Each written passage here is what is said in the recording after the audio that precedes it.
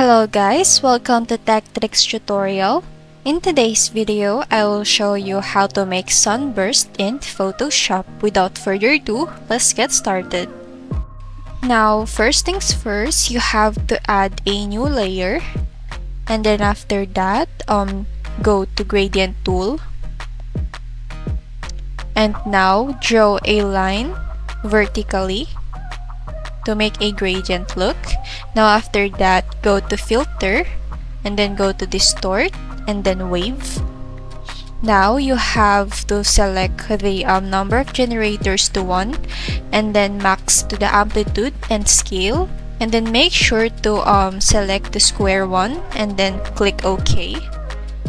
And then after that, go again to Filter and then Distort. Now Polar Coordinates and then click OK.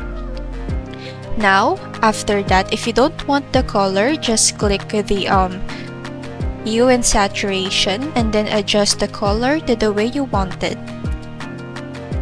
And then that's it everyone. Thank you so much for watching this video. I hope that you learned something. Don't forget to like, comment, share, and subscribe.